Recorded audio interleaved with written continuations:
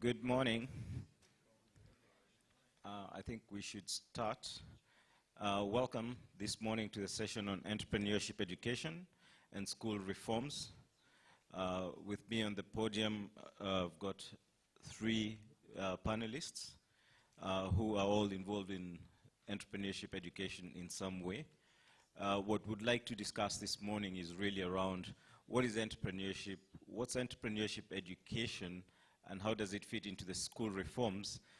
And by the end of the discussion, what I would love to see is, as one of my objectives, is sort of creating the link and the nexus between entrepreneurship education with employability, because ultimately we're educating people to get them to become employers.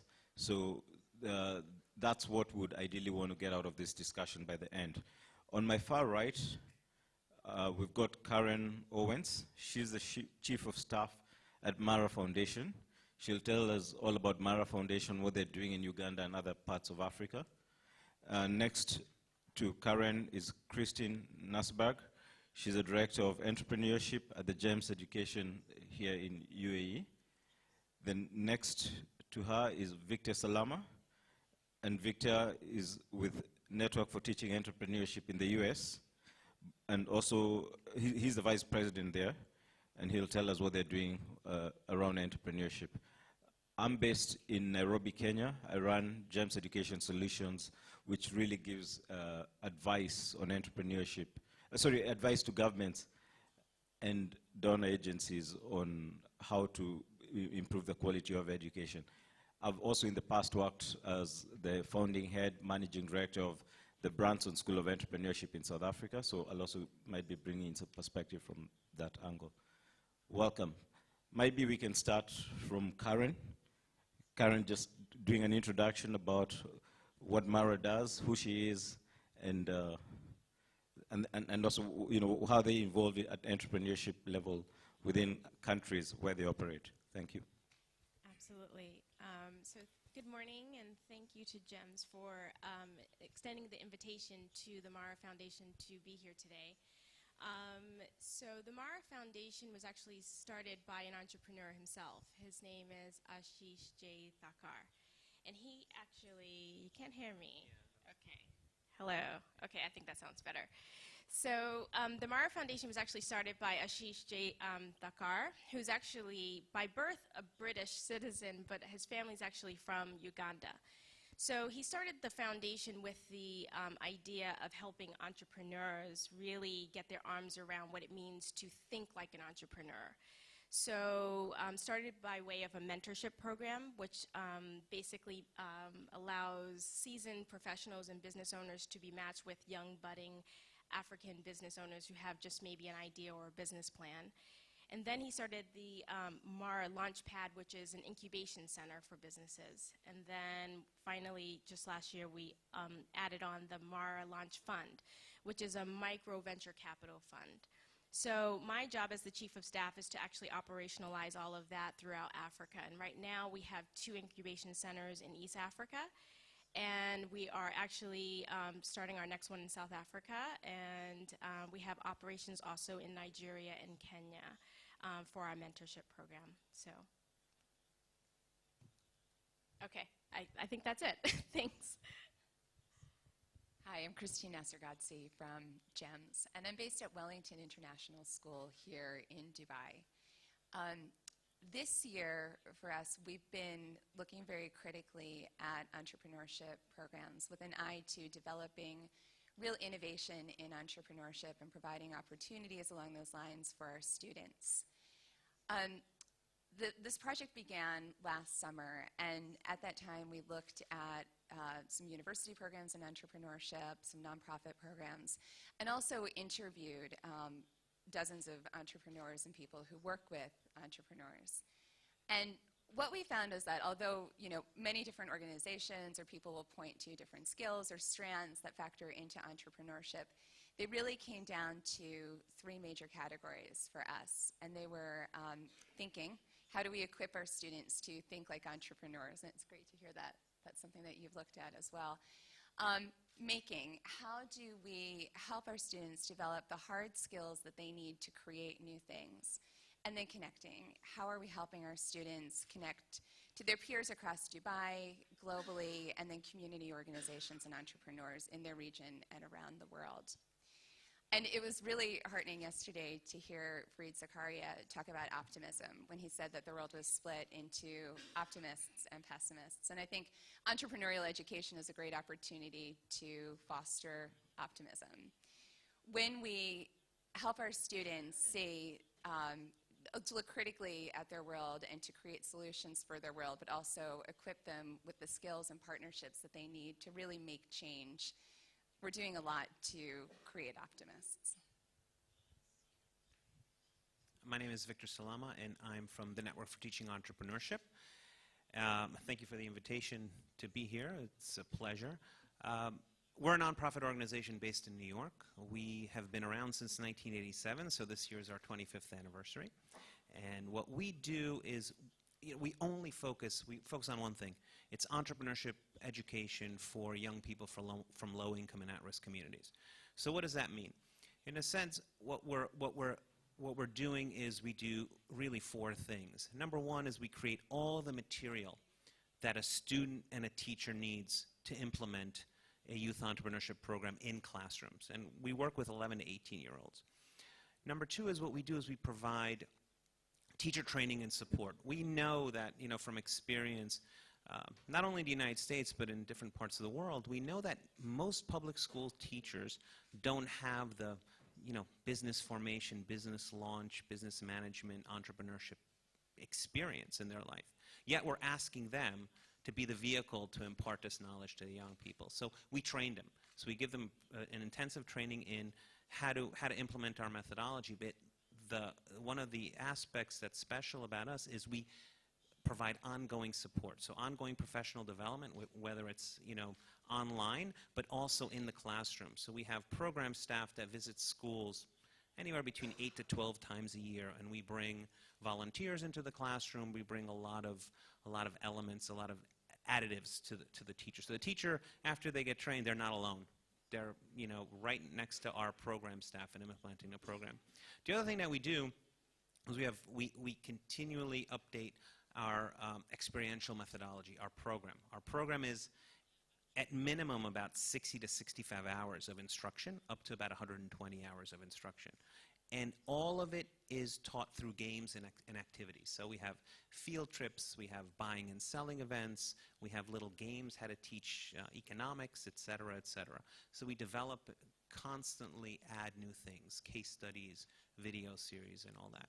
And the last thing that we do is we provide graduate services to a handful of our students. And that's probably our weakest part of what we do, but we try to provide, whether it's college scholarships, a little bit of incubation, mentorship, and all that. And I'm pleased that we are partnering with the Mara Foundation to launch a pilot initiative, probably in China, to see how we can work together as organizations. So we work with 65,000 students a year, 500,000 students since our launch, and over the next 5 years, we hope to reach another 500,000 students. So that's what we do in summary.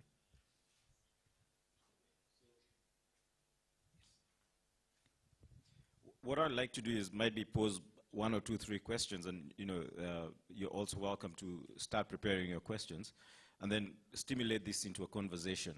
I think the first question I'd like to raise to the panelists is, as Victor might be mentioned, they try and use games and all that sort of thing to bring alive entrepreneurship.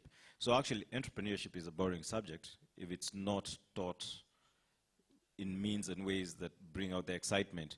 So the question is, what are those sort of tools that each one of these programs use that brings out that, the aliveness in entrepreneurship, whether it's games or whatever, and what experiences have they learned from using those tools to deliver entrepreneurship? And it could be any one of them. I'll give it a shot. Let me start first. Well, I did mention, look, obviously, in terms of the concept of school reform or anything like that, I mean, it's all about relevance and engagement, right? I mean, we have to, even in the United States, I don't know how many people know these statistics, but 50% of African American students don't graduate from high school. 53% of Hispanic students don't graduate from high school. So how do we keep these kids engaged in their own education? Well, it has to be a relevant topic. I mean, it can't be, sure, we can learn trigonometry and things like that, but by the time we get to, we lose a lot of kids at the 8th or 9th grade level. So for us, what we do is we really try to engage them and understand how to manage money and how to think creatively and how to think along sort of a process-oriented fashion. And we do it through not only bringing volunteers, people such as yourselves, into the classrooms to share real-life experiences, but taking them out into the marketplace. So they visit corporations, they visit manufacturing facilities where they see a raw material coming in and a finished product going out, and they figure all that out. Just to give you an example, how do we teach economics of a unit, so the costing of a product?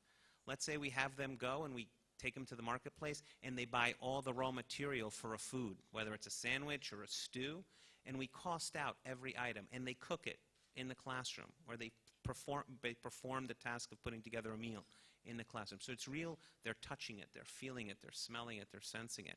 And before you know it, they're learning math. It's basic math. So it's all about, relevance and engaging them through all these games, and it has to be done. If not, we're going to lose these kids, at least in the U.S. at the 8th or 9th grade level. We're never going to see them again, and their earning potential is floor level.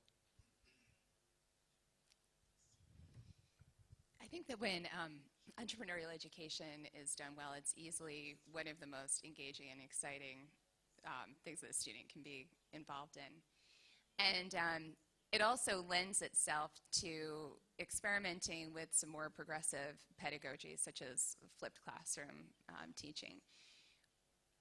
It would be very hard to provide a good entrepreneurial program that involved sitting in a classroom and listening to a teacher lecture on about what, business is or what entrepreneurs do. It's much better to actually connect students to entrepreneurs in their community and to connect them to each other. And they really enjoy that with practical hands-on tasks. And I can give you an example from GEMS, from Wellington International School in November.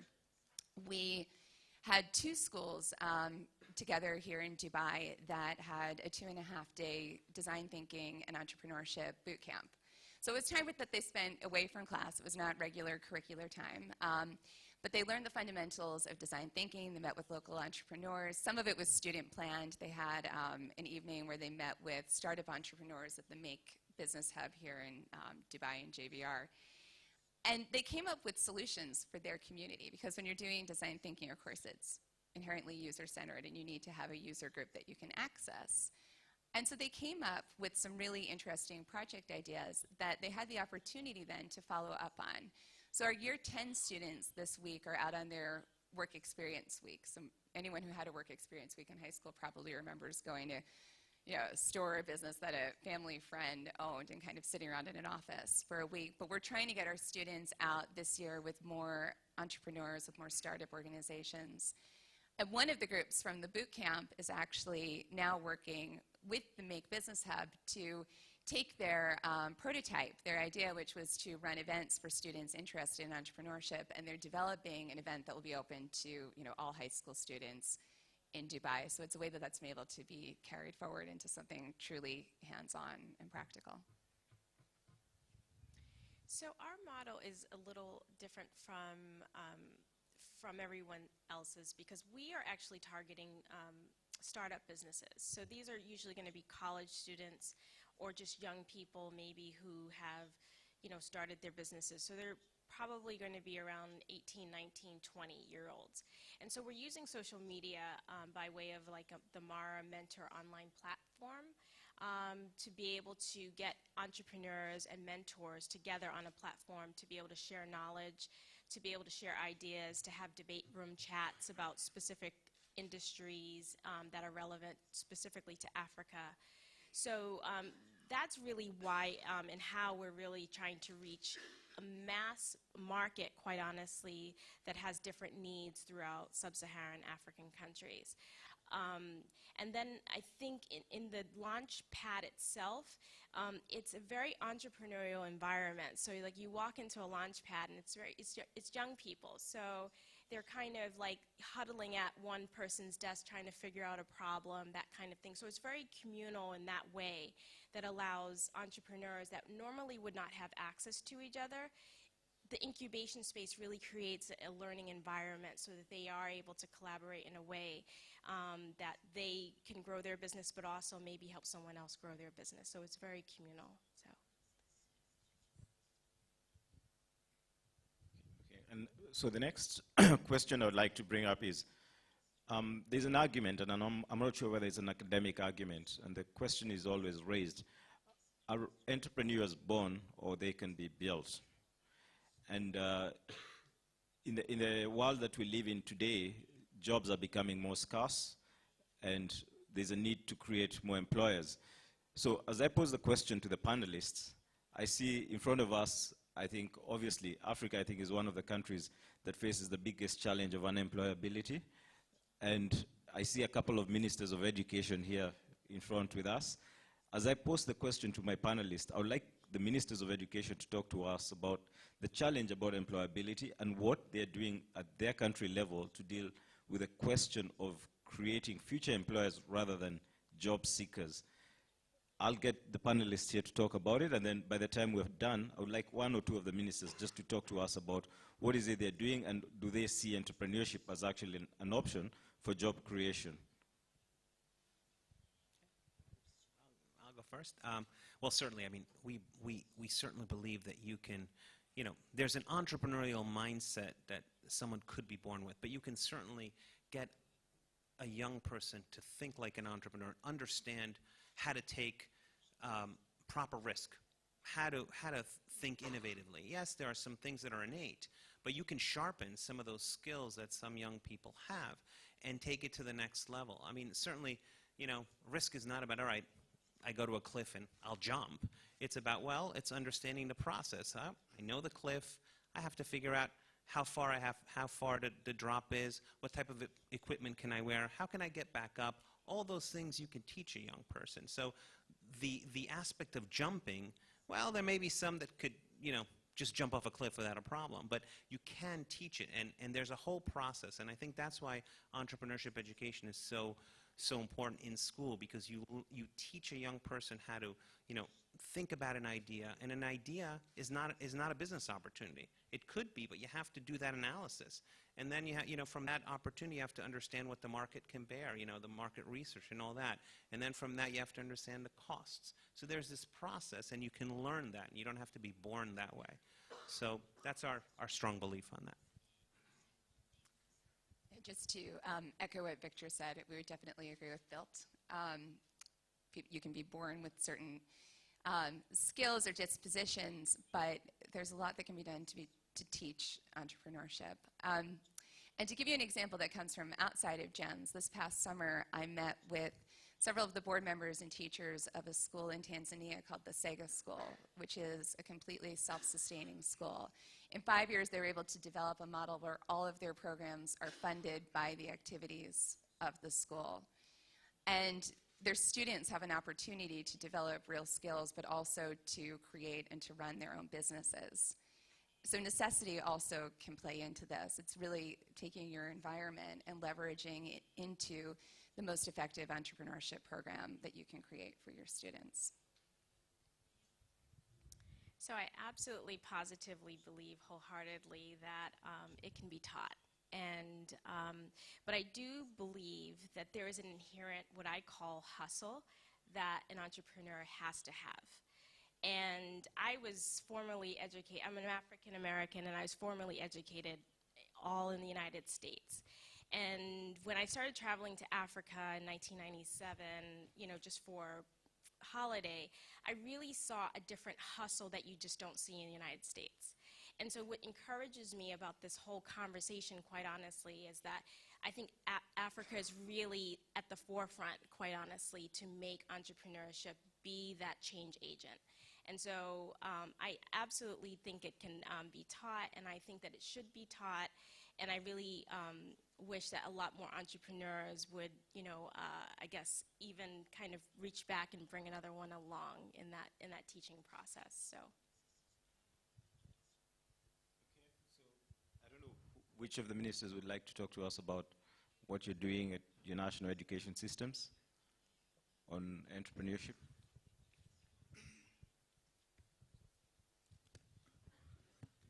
Thanks, Mr. Chairman, and I want to thank the panelists. I think I've learned a lot this morning from their presentation. My name is Peter Adwok, and I come from South Sudan, responsible for higher education. And South Sudan is barely 2 years old as an independent country. So really much of what I've heard here really fits into what we are trying to do, reforming the education system we have inherited from our previous successor state, that is Sudan. And the education system, which we were also part of from school days, was that kind of education where you go, become a good student, learn, pass your exams, get your certificate, and go to work. That time, of course, for some of us,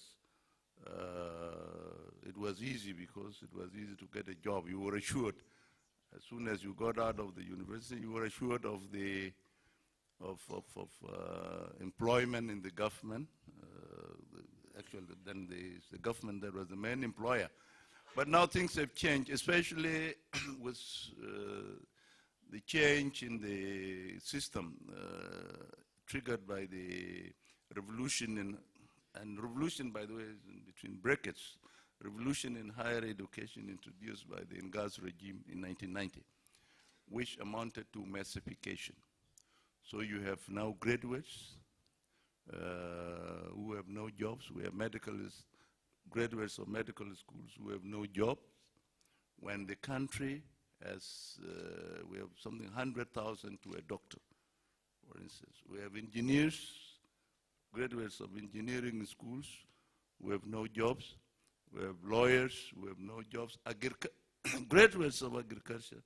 And Sudan, both south and north, are mainly agricultural and pastoralist. So really, from what we are saying is that, and this is helping us because we are thinking now, what do you do? Is it just the idea of producing graduates who come out with certificates and they hang on the wall in their homes, or somebody or produce people who can really now go into the market, who are able to make their own jobs, create their own jobs.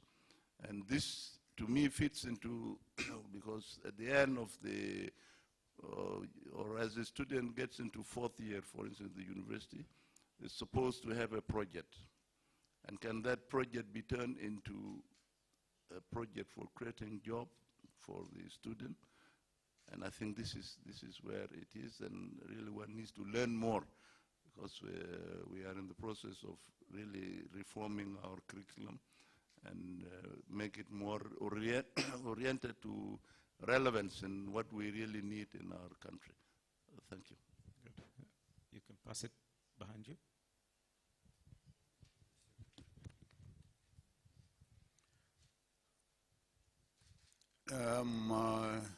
Dr. John Perry, Minister of Education in Zambia. Our experiences are that the pyramidal nature of our education system has presented significant challenges. We are running a pyramid of an education system, meaning that it's broad-based at the base, at primary school level, where we are invested heavily in order to provide education to our children up to grade 7. But as you go higher, the secondary school sector has not benefited much from this investment, meaning that each year we are ejecting from the system 300,000 children without skills, because the whole structure of education does not provide skills training.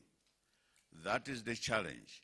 So this year we have developed a school curriculum framework which we think can answer the challenges that we have had, meaning that at primary school level, the curriculum must be able to afford each child an opportunity for the identification of the child's potential. This is important because when they go into secondary school at grade 8 level, we will give them in this new framework an opportunity to either go academic or technical. There are two paths we have provided. Depending on the child's performance, they will be given an opportunity to go technical or academic. But in all these, we have incorporated entrepreneurship because we realize that's the key to a child's survival. If the child is not continuing in school or is getting out of the school system, at least for self-employment or for employment, they need entrepreneurship skills. But let me mention that already indications are that we need help, particularly from the private sector, in the training of our teachers to be able to handle this new change and also to manage the new curriculum. Maybe let me use this opportunity. Mara Foundation, you are welcome to Zambia. There are many opportunities for you to see what you can do for the Zambian children. But on the whole, I'm satisfied that the redesigned curriculum will give us the results that are necessary if we are going to produce a human resource that answers the challenges, many challenges of our people in the country. Thank you. Thank you.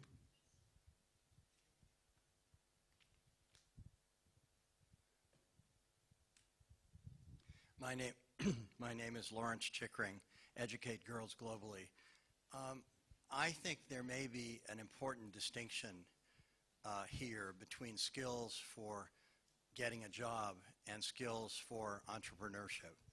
And it's very easy in discussing this subject to conflate them, so it's hard to know what anybody's talking about. I have a friend in Los Angeles who is a very successful entrepreneur, and he was once asked to give a lecture to students at the business school at UCLA. And he stood up in front of a large audience, and he looked out at the audience, and the first words out of his mouth were, "If there are any real entrepreneurs here, you will get up out of your chairs and go out and start selling something." Another person who was a very famous entrepreneur in Silicon Valley, Peter Thiel, has offered a bunch of $100,000 grants to people to be entrepreneurs. And one of the requirements of it is that they drop out of college and they go and think up things for people to try and raise money for, and so on.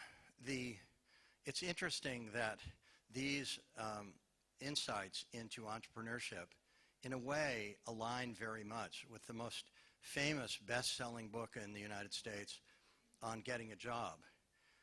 It was written years ago by Richard Bowles, called "What Color is Your Parachute?" And the heart of his idea about getting a job was not to get skills so you'll fit into somebody's employment structure, but rather to study what people needed, because that's what an entrepreneur does. And then, but something that they didn't think of.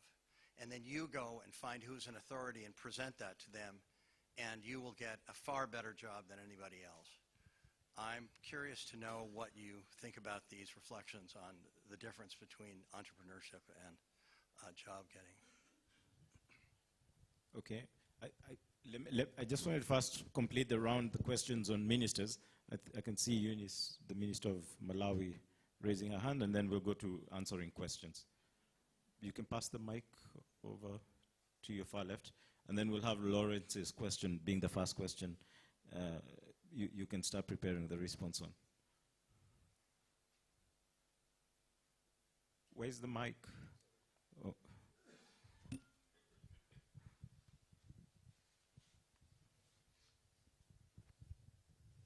Thank you, James. To answer your earlier question, are entrepreneurs born or nurtured? I think that some are born, they have an innate hustle factor, as Karen has said. but there are many who are nurtured, those that are born in families that already have businesses and grow up and are nurtured in business. But we are in the business of trying to teach entrepreneurs, to teach them to think like entrepreneurs. And it's not an easy job in an environment where there are few very successful entrepreneurs, because I think mentoring helps. But in the case of Malawi, our strategy has, education strategy has 6 pillars. One pillar is access, the second is equity, the third is quality, the fourth is relevance, and then we have governance and management. And with regard to entrepreneurship teaching, really we're talking about relevance of education, mostly, and some quality aspects too. And what we're doing now, and we're just at the very beginning of it, having realized that most of our kids at primary school leaving level, which is standard 8, grade 8 of primary education, we write exams, and many children do not make it to secondary school. So we lose a lot of children there, and they have nothing to do. So we must address issues of entrepreneurship at that level. Then we move on to secondary school. Again, at a fourth year of secondary school, they write exams so that they can transition to university and tertiary education. Again, we lose a lot of kids because the transition is I mean, we have a lot of bottlenecks. We don't have as many spaces at tertiary education. So a lot of kids are dropped out and they have nothing to do. So we must do something there so that they are able to do something for themselves. Because in a situation where the economy is not growing fast enough, a lot of kids do not find employment. And a lot of kids do not know what to do. So they end up not doing anything, and that is trouble over time. So we're trying to, not trying, we are reforming our curriculum so that we build in effective entrepreneurship. And the challenge there is we need teachers who have the mindset of entrepreneurs so that they're able to impart entrepreneurship skills, entrepreneurship thinking to these children. That's our first challenge. And once they are taught, of course, issues of where do they get the capital resources? So the funding is also another challenge that we have to deal with. We have youth loans, we have this and that, but it's not enough. And we really would welcome foundations and whatever to assist us in this venture. You mentioned the issue of incubation. I would really want to hear from you. What kind of incubation center is this? Because there are so many different types of incubation facilities worldwide. So what are you doing specifically? We are also trying to expand our vocational and skills training. Right now, I mean, that facility used to be in the Ministry of Education. It moved to Ministry of Labor. We're trying to get it back and increase the capacity of vocational and skills training in Malawi. And we'll get there eventually, but we also do have challenges there, and we would welcome any assistance that we can get from whoever. The aspect of mentoring, as I said earlier on, very, very important.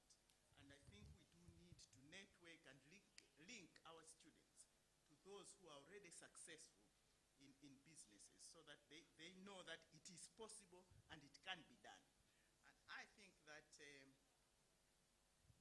overall, the aspect of reorienting our education from being academically oriented to orientation towards problem solving and life skilling is very critical as we move into the future. Thank you. Thank you very much, Eunice. I'd like Karen to respond about the incubation, and then we'll start taking questions. So I just wanted to say a couple of quick things. The gentleman that spoke about basically being an entrepreneur versus an intrapreneur, I want to add on to what you were saying basically. I do think that you need some people to start the businesses and actually to run the businesses and to be the visionaries, and then you need to have a significant amount of people who are just as smart, but that are actually helping to be the engine. So I think in terms of like entrepreneurship education, it really needs to kind of prepare two different tracks of two different kinds of different thinking mindset leaders. And then you mentioned Peter Thiel, who was like one of the first investors in Facebook. So if you think of Mark Zuckerberg, right, and what he did in a dorm room in Harvard 8 years ago, I mean, if he didn't have the other 5,000 people, like the hundreds or thousands of engineers kind of writing code every day and doing all those other things, they're just as entrepreneurial, but they're entrepreneurs. They're actually helping him build this kind of really monumental movement that's literally changing the way that we think, the way that we learn, the way that we communicate. In terms of incubation, so we currently have 2 incubation centers, one in Tanzania and one in Uganda, and they are completely different because each country is very, very, very different. The culture is different, the needs are different. And so we're really modeling our incubation center after the needs of our target audience. So in Uganda, we're right across the street from Makerere University. And so a lot of our business owners are either straight out of university or they're still in university. And so they actually need, beyond the business kind of marketing, operations, finance, they actually need to know how to like run a business from a business owner's mindset. My undergraduate degree is international business and finance, and I worked for corporations in, corporate America for 10 years, and then when I started my first business, it failed. And I was celebrated, because I was an American, and that's what you do. You fail, you pick it up, and you move on. But I think in Uganda, to fail, it's not so celebrated. So we're really trying to build some skills around allowing them kind of like a cushion or, a way of having conversation around, this might not work, but it's okay, and you can actually pick up the pieces and actually take what you've learned and maybe leverage it to find something else. So, but we are giving them the pragmatic, skill sets that they'll need to run a business. But we're finding that really a lot of the soft skills and really kind of understanding really what it means to be an entrepreneur, they don't really understand. And so we're really building the program really around their needs as opposed to kind of a plug and play, country by country, we're just going to do it the same way. So I hope that answers your question.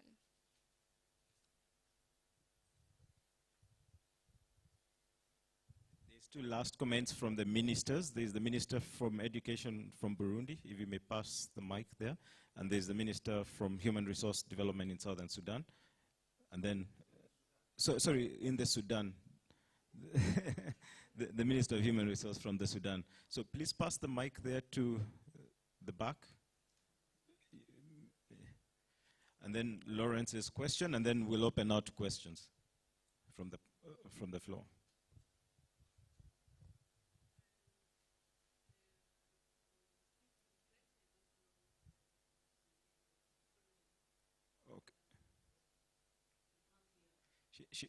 She'll speak in French, so I hope you have the... We don't have the mics, so can someone translate? Ok.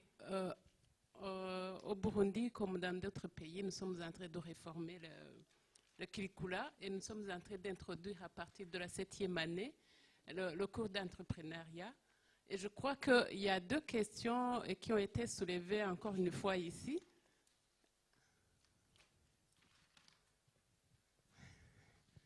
Pardon vraiment, pardon pour...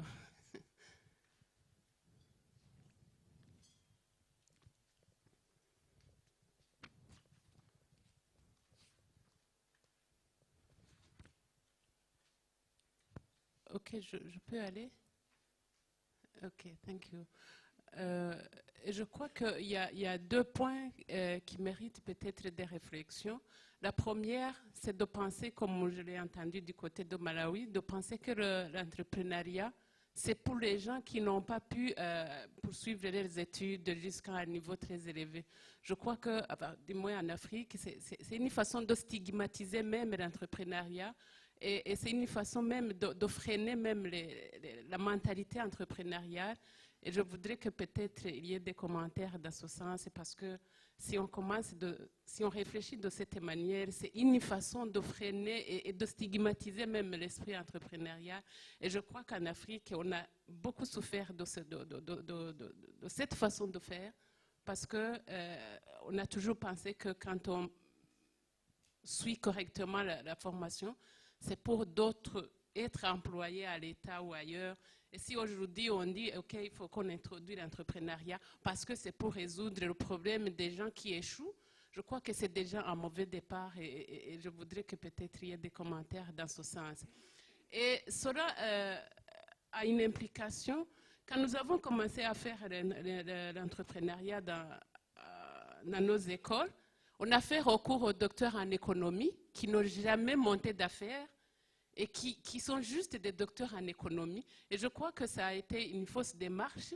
Aujourd'hui, c'est sujet à critique parce qu'il est très difficile de comprendre que quelqu'un qui a fait son doctorat en économie mais qui n'a jamais fait une affaire puisse élaborer un programme de quelqu'un qui est en 7e, en 8e, il a peut-être 12 ou 14 ans, et il va suivre le programme élaboré par un docteur en économie qui n'a jamais fait une affaire. Je crois que c'est aussi une façon de faire qui, à mon avis, n'est pas correcte. Je crois qu'ici, on a besoin vraiment des expériences qui nous consolident en matière de cette réforme de curricula et surtout dans ce domaine d'introduction de ces cours d'entrepreneuriat dans ces écoles. Merci beaucoup et pardon pour une langue qui n'est pas facilement utilisée ici. Merci. Thank you. I think let's pass the mic to the minister here and then we'll open up for questions.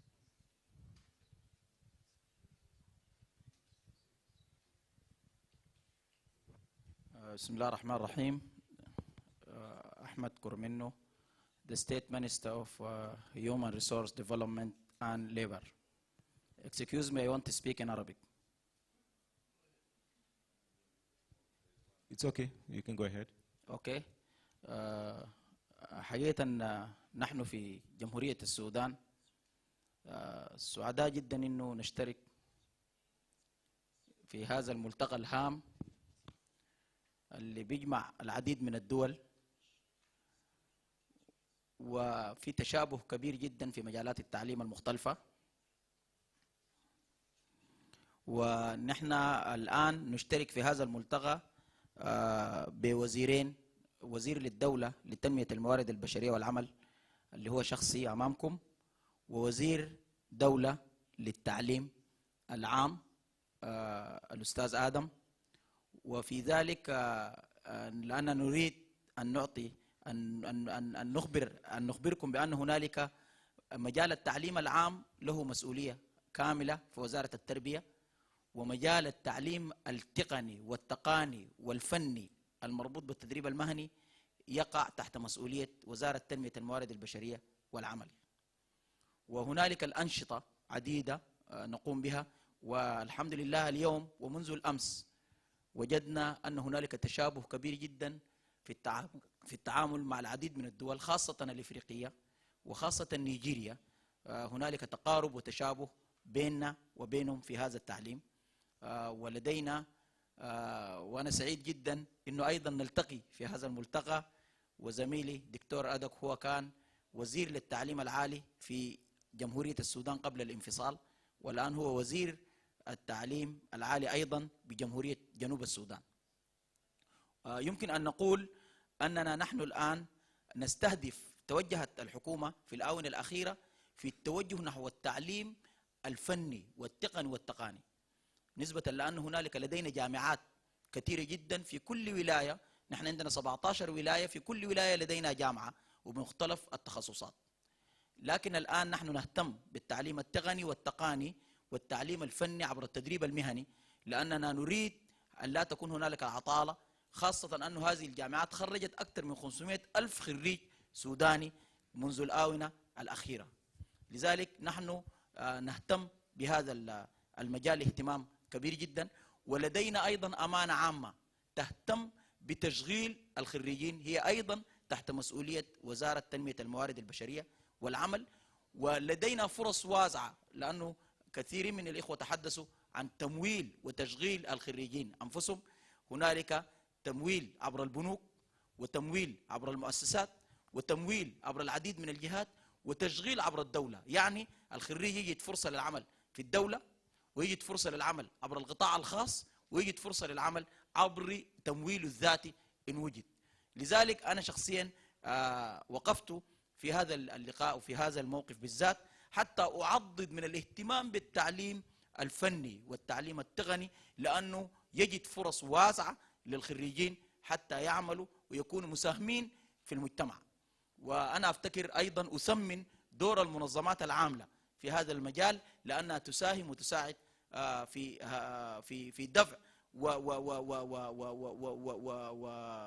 في دفع هذه العملية. الأمر الأخير أيضا نحن نريد، خاصة نحن في أفريقيا نحتاج حقيقة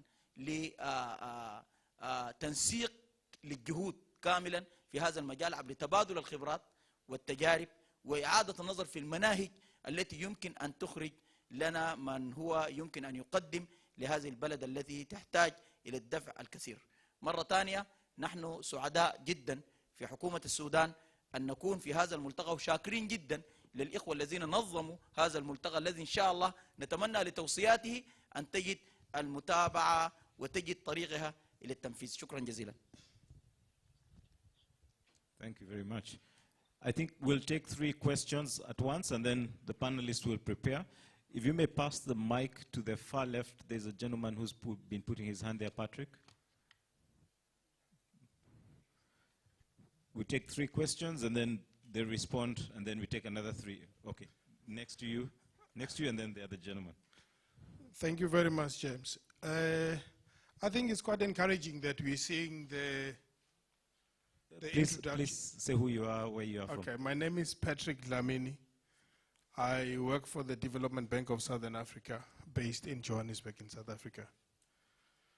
I just wanted actually to commend the panelists and the fact that at least introducing entrepreneurship in education is absolutely important.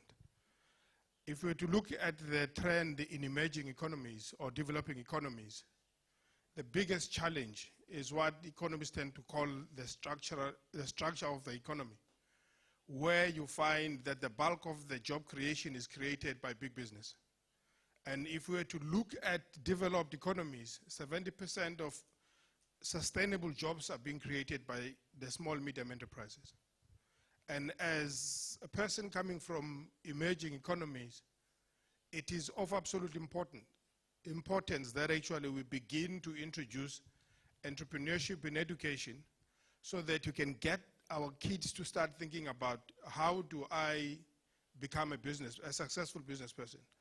On the continent of Africa, we have a lot of informal trading, which never graduates to meaningful and sustainable job creation or sustainable business. So entrepreneurship education is absolutely important. But again, we also have the issue of availability of funds to fund those few who might have brilliant ideas. And actually, I like to hear this idea from Karen that at least this incubator that is coming up, we need a lot of challenge funds and a lot of actually of initiatives actually, as you say, to make sure that you can be able actually to produce as many kids coming up actually and becoming sustainable business. But again, in terms of education, getting kids to understand, the 11 to 18-year-olds as well, entrepreneurship education is absolutely necessary and critical, because that's where you begin to get them to think like a business person. In whatever they do, they understand what is the implication of cost, what is the implication of price in whatever I'm doing. So I really wanted actually just to comment that it's a brilliant idea. And on the continent, 30% of sustainable jobs are created by SMMEs. We still actually, we need to get this thing to 70% of sustainable jobs coming from small, medium enterprises. It's absolutely important. Thank you very much. Thank you, Patrick.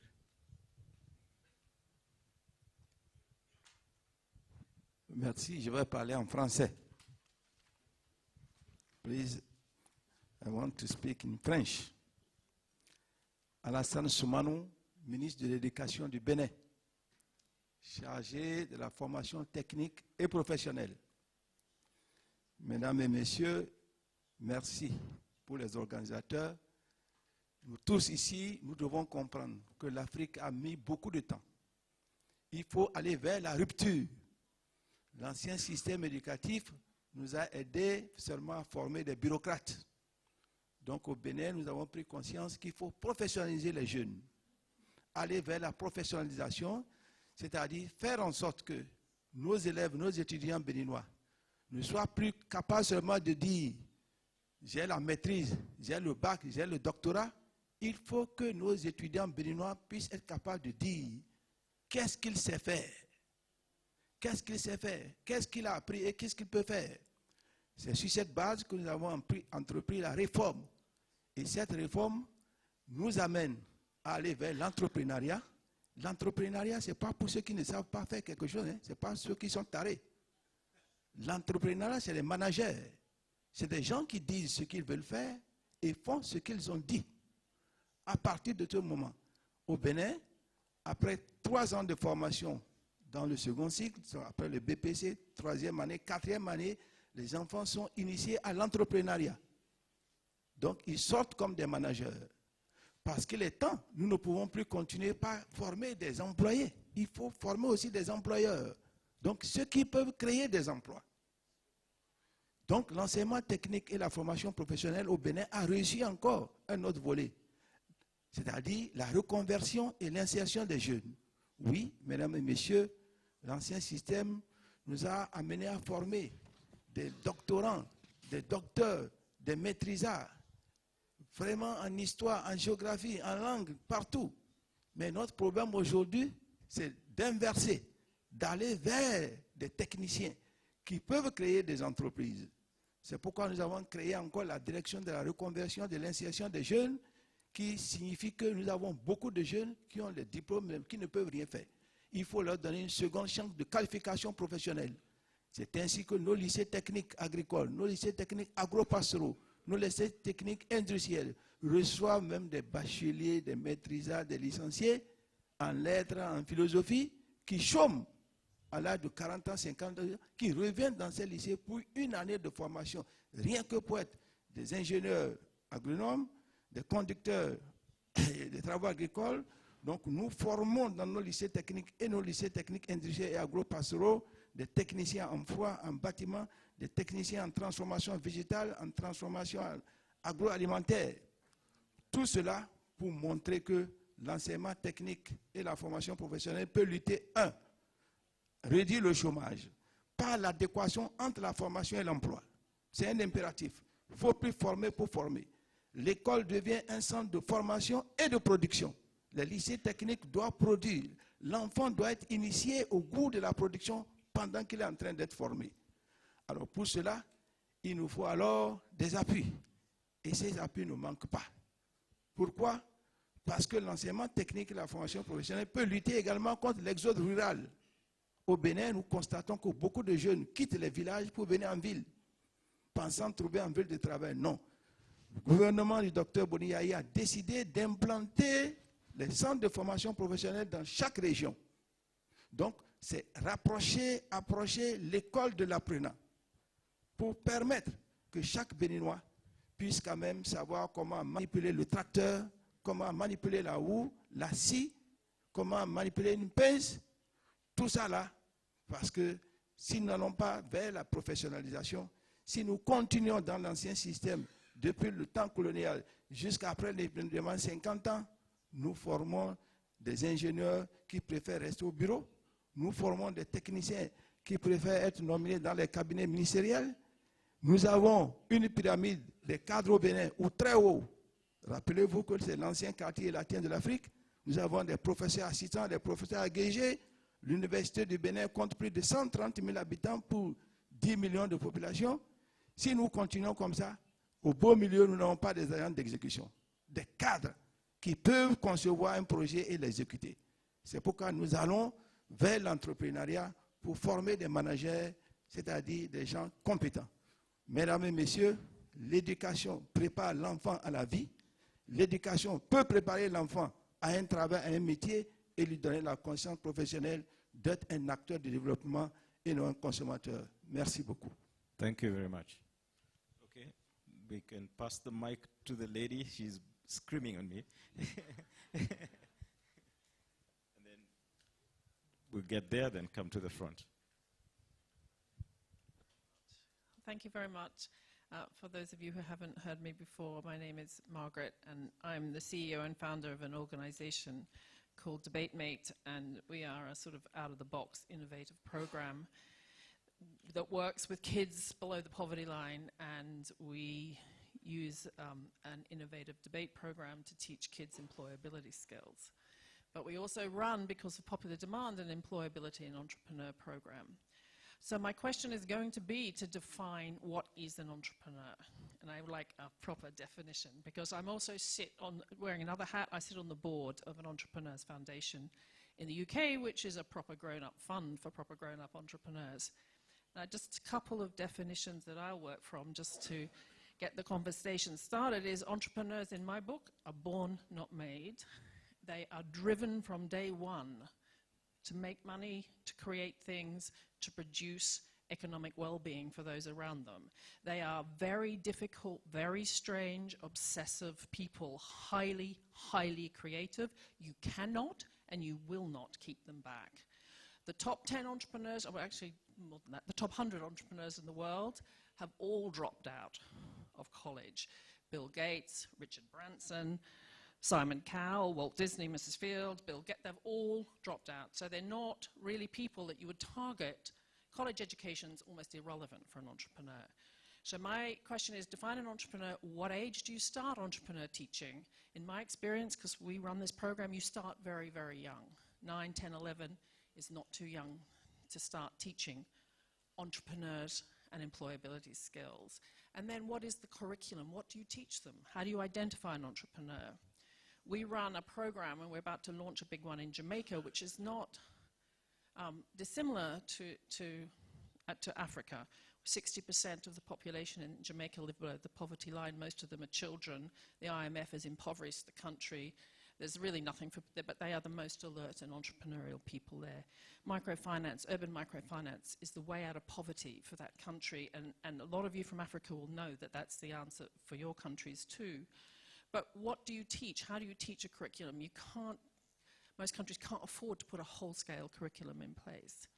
So basically, the reason that we decided to teach it is that entrepreneurs are ideas, they're creative people, highly creative, great thinkers.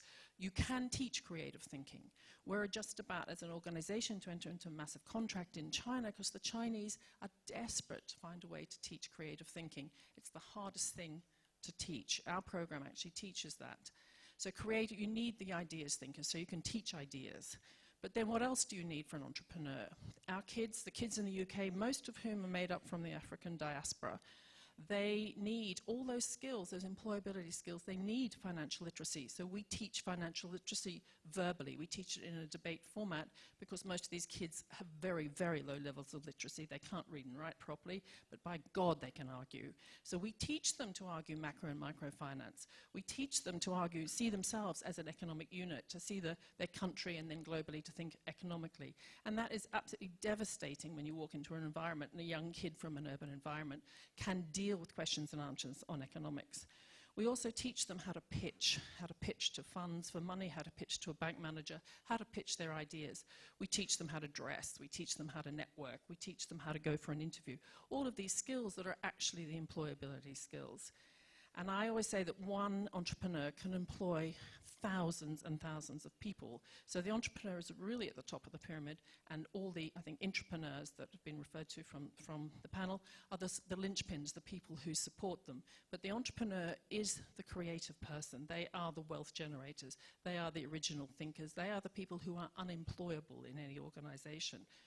So when it comes to teaching entrepreneurship in the schools, I would urge you to consider that it's actually not something that you need to have part really of a mainstream curriculum. You can have it in an after-school club, you can have it in a summer holiday program.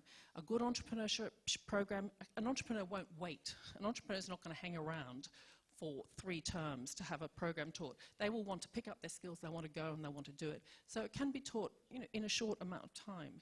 So take all these things into consideration, and then please define for me from the panel what you think an entrepreneur is. Okay, thank you. Pass the mic to your left.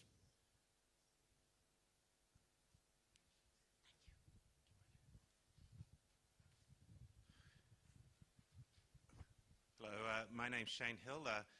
I'm an entrepreneur in that sense, but I hope I'm not a difficult person in e-learning. So my question really is to Karen. I'm particularly interested in her comment in terms of the culture of failure.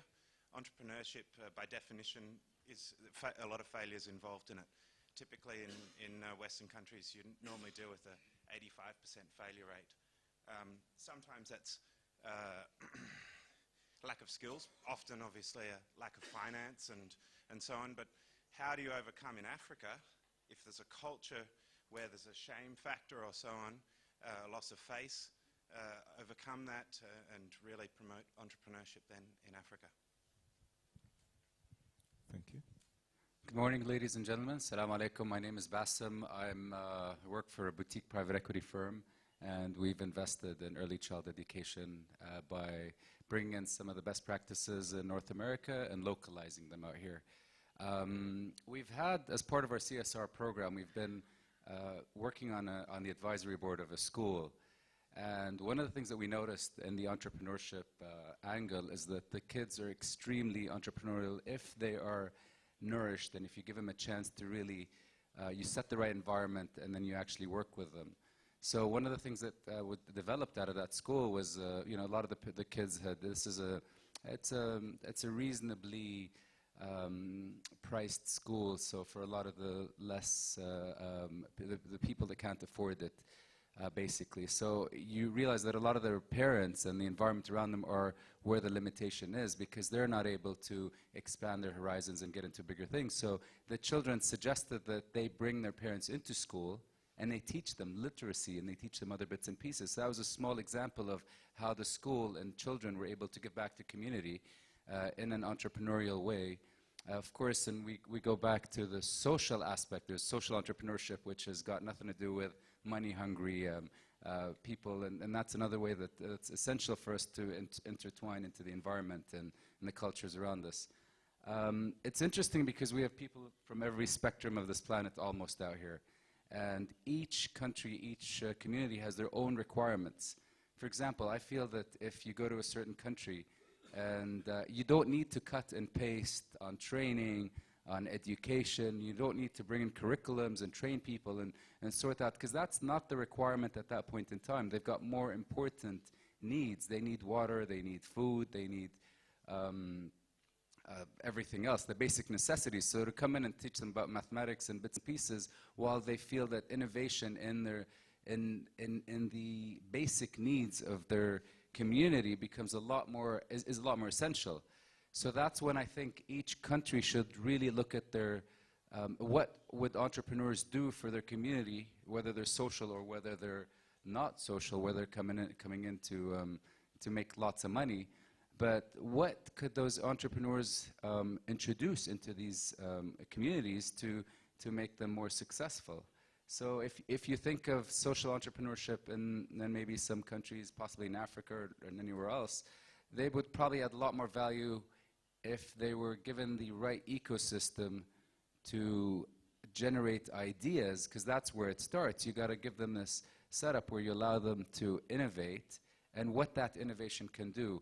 Concurrently, I'm working on, again, part of our CSR mandate, we try to get involved with youth in this area. So we're working with this INJAZ program, which is very impressive. I'm not sure if a lot of you are familiar with it, but that works with youth.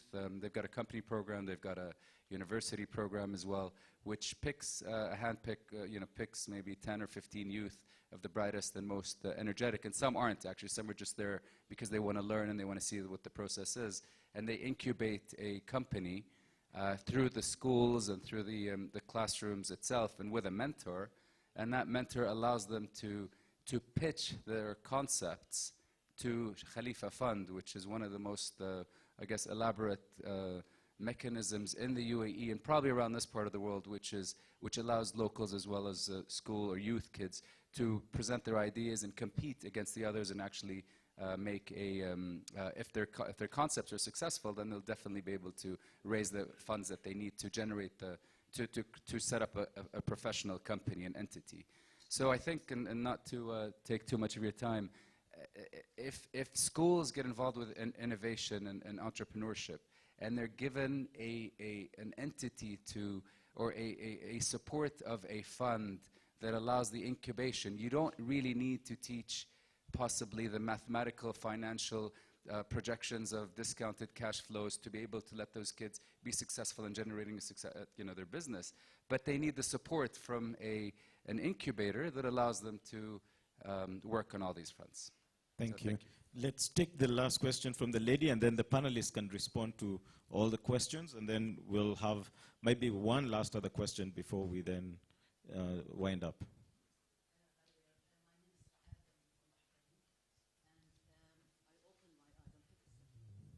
I opened my eyes with granddad and my grandfather and all his brothers having their own businesses making halwa, and that's where my name comes from.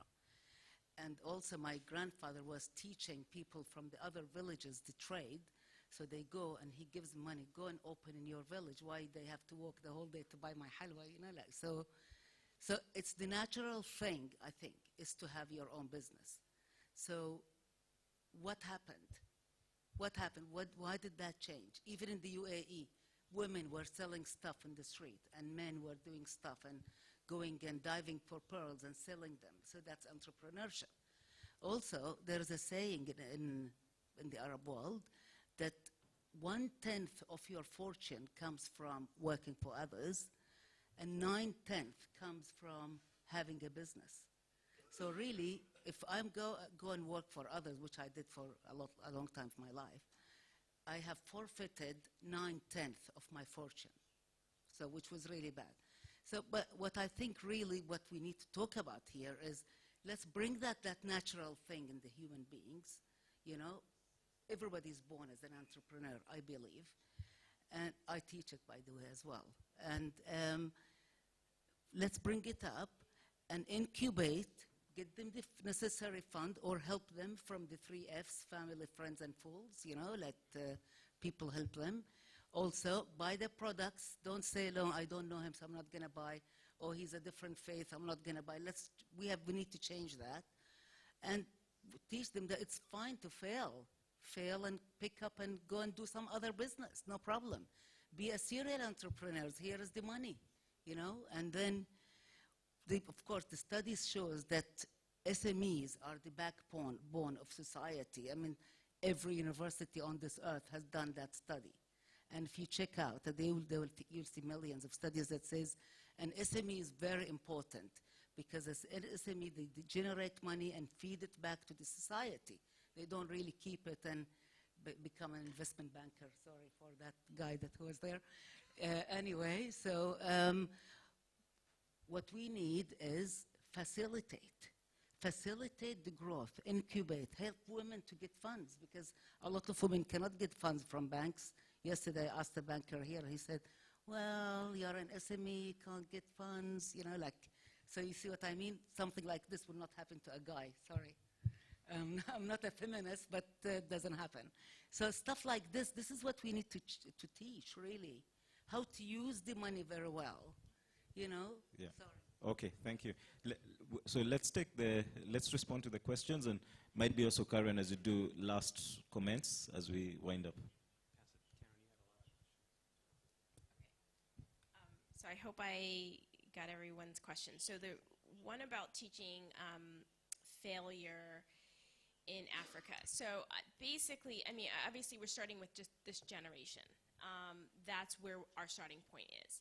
And so this generation is actually very different. I was listening to a BBC, and I also want to say that's not unique to Africa, right? So there was this BBC Changing Fortunes television show, and they interviewed an entrepreneur in China, India, and then another one in Africa. And The one in India, he said the same exact thing, like that, you know, when he was like 15 when he started his own business, and when, you know, his parents were like, what are you doing? And there was this whole culture around like, don't fail, you need to go to college, you need to be a doctor, that kind of thing. So I don't think it's I think it's slightly different, the conversation in Africa in terms of the stigma. But I mean, this generation really thinks differently. They use social media differently, they use technology differently, they're open to those kinds of conversations. So we're also having like boot camps and workshops around failure, like really for them to understand that 1 out of every 2 businesses, you know, barely make it past its second birthday.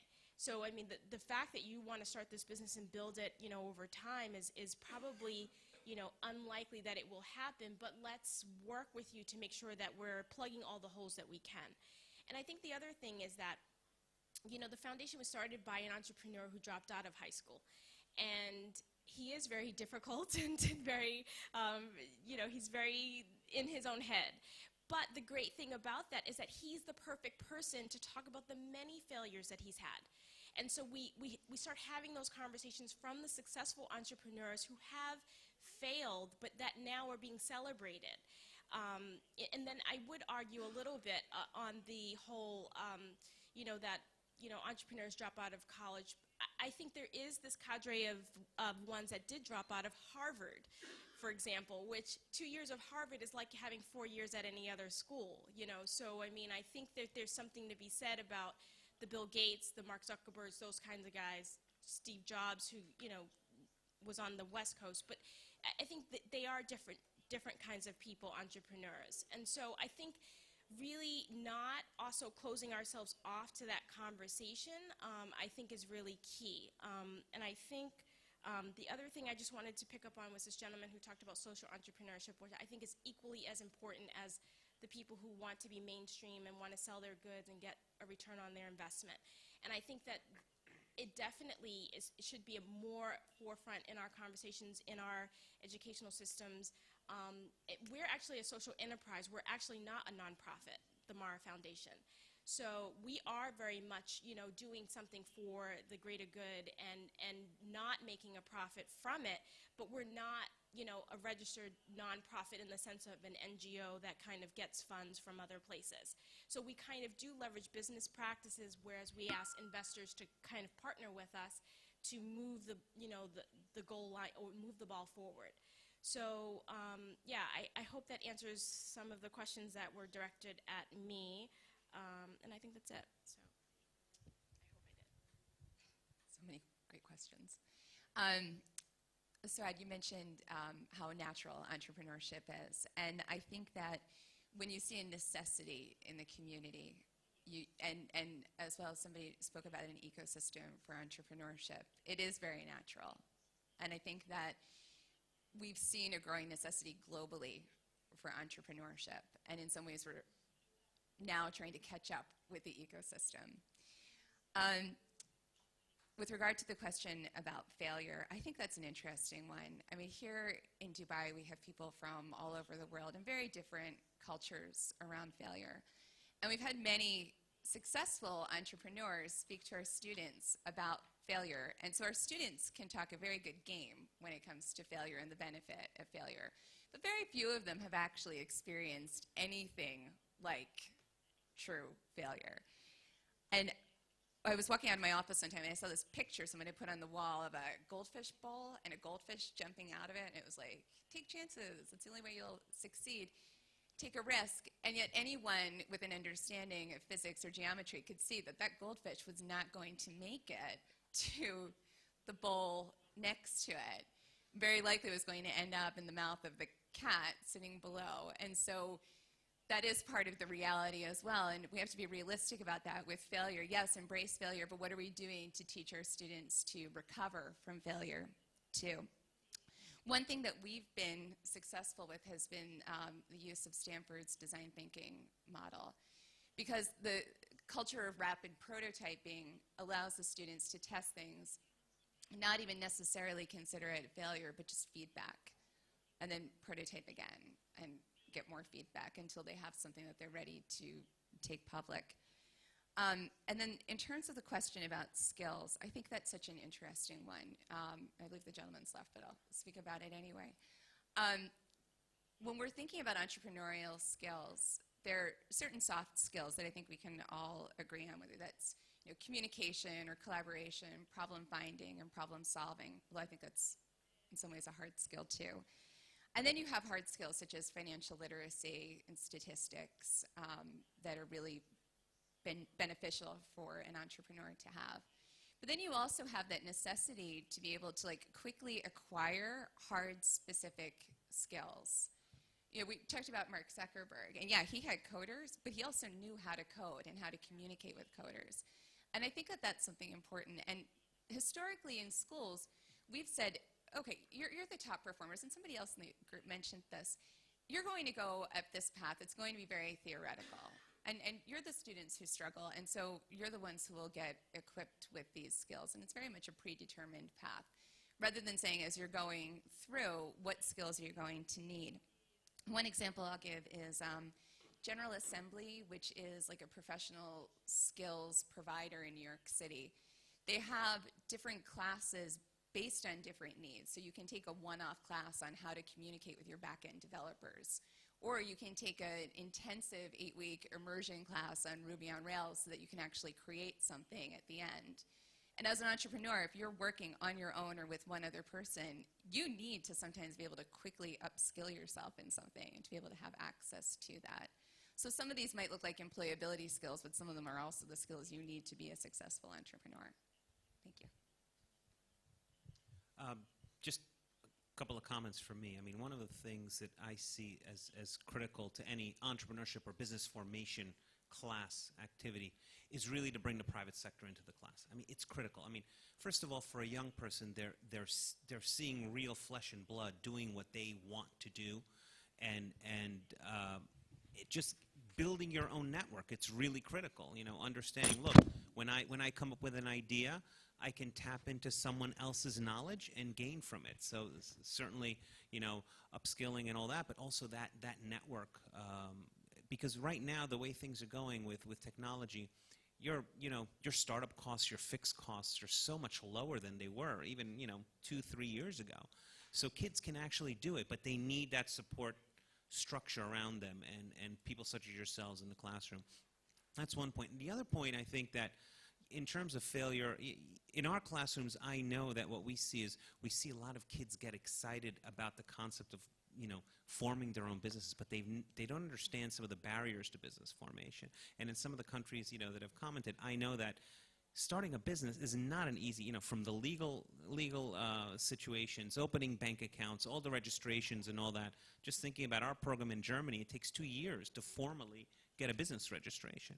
So that's something that we need to think about as these young people, start thinking about launching a business, to really have some kind of a vehicle by which they can easily do so legally and formally, as opposed to just throwing them into the informal section with a little bit more skills, but it's still informal. We want them to get into the formal sector, at least in my opinion. Thank you. Thank you very much. I think there's the last question that wanted to be answered, and then I'll just close off. Thanks, James. My name is Helen Gichohi. I manage the Equity Group Foundation. It's a foundation of the Equity Bank. So we are a corporate foundation and a new organization that is looking at entrepreneurship right from along several fronts. One is to provide financial literacy because if people are running micro businesses, small businesses, but they don't have financial literacy, it's very difficult for them to build those businesses. And as we've heard, SMEs are the fundamental of job creation in many countries in Africa. And then above that, we pull out individuals, youth and women who we think have ability to manage their businesses better. So we have an entrepreneurship training that's taking individuals who come out of the financial literacy program. And then beyond that, we have, and this is a new foundation, so realize we are really in early stages and design phase. looking at pre-university students and how to provide challenge funds for those who have ideas that they want to develop, and then for the bank to find out the financing that it can help provide for them, mentor them, and help them develop those businesses. And then above that, we're looking at developing an innovation center with Stanford because of their design thinking and their experience in creating real entrepreneurs in the US, and looking at how to take young ideas, young businesses from young individuals, but also looking at how to help corporatize a lot of the SMEs that many of them have started as family businesses, but have not transcended family to become real corporations that can employ people, given that job limitation is the biggest thing on the continent. So we are thinking about all those. We have started to test and to pilot along those lines. But my question really was about your own results. What kind of results are you getting? You know, the gentleman spoke about 65,000 individuals trained per year. You've been in this business for about 25 years. Given we're in the early stages, it's interesting for us to find out what success looks like for those who have been doing it for a long time, and some of the challenges you found in moving entrepreneurs from young business ideas to real entrepreneurs out there creating, developing companies and employing people. Thank you very much. Can you answer in 1 minute? Yeah. So as an education company, in a sense, and as an education organization, we look at several factors. And one of the things that we've seen is we've increased attendance. So young people attend school. Independent research has shown that we've increased attendance. We've also increased some math scores on standardized math tests, and also interest in reading. So those are some of the three things that we focus from sort of a attitude change, knowledge gain. We don't focus on the business formation aspect because we're really more of an education program, getting to change their mindset. So we don't follow revenue and things like that. I just want to summarize quickly and say thank you to all of you. It's been very interesting listening to you. Some common things that have come out of this, and just summarizing from the lessons and listening from others. I mean, entrepreneurship is really the art of helping people identify opportunities, identify resources, and then commercialize on that opportunity. In summary, that's for me what's come out. What's come out clear is that as a society, we need to start celebrating failure if we have to see entrepreneurship as an option or a way of life. The other thing that's come out from, especially from the African ministers who we've had, is we need to change our education. It's an opportunity for us to change our education to respond to the challenge of job creation, and at the same time, education for employability. The gentleman from Burundi, his comment was very good, and the question was, how do we stop migration by bringing in technical and vocational education that is relevant to help people get the skills to create jobs for themselves? So that was very important. That was very good, and it's clear it's not going to be business as usual. We've got to change many things, especially with the education system. From the panelists here, it's been very clear there's impact that's being done around incubation, mentorship, curriculum on how to train people to think in an entrepreneurial way and see opportunities. The experiential methodology, and also role modeling for the young to see successful entrepreneurs. These challenges, I think we've heard about how do we get our teachers trained to become entrepreneur teachers, and then for also to see how to teach entrepreneurship in a way that gets the students to see the opportunity. Then the question about capital. So there's many things I think we've learned from this session. I appreciate all your time, and I appreciate your contribution. Thank you very much. Thank you.